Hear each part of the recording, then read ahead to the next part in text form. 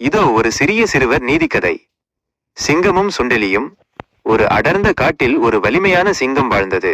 ஒரு நாள் அது மரத்தடியில் ஓய்வெடுத்துக் கொண்டிருந்த போது ஒரு சிறு சுண்டெலி அதன் மேல் ஏறி விளையாட ஆரம்பித்தது. சிங்கம் விழித்து எழுந்தது.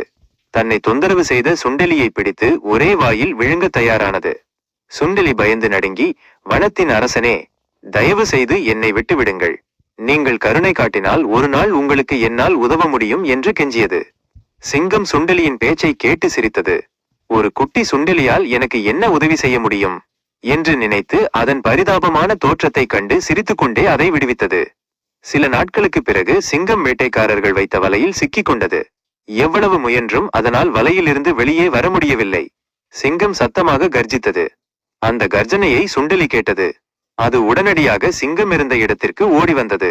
சுண்டெலி தனது கூர்மையான பற்களால் வலையின் கயிறுகளை வேகமாக அரிக்க ஆரம்பித்தது. சிறிது நேரத்திலேயே வலை அருந்து சிங்கம் விடுதலையானது. சிங்கம் ஆச்சரியப்பட்டு சுண்டெலிக்கு நன்றி கூறியது. அதன் பிறகு அவை இரண்டும் நல்ல நண்பர்களாக வாழ்ந்தன. நீதி கருத்து: யாரையும் சிறியவர்கள் என்று நினைக்க கூடாது. சிறியவர்களும் கூட பெரிய உதவிகளை செய்ய முடியும்.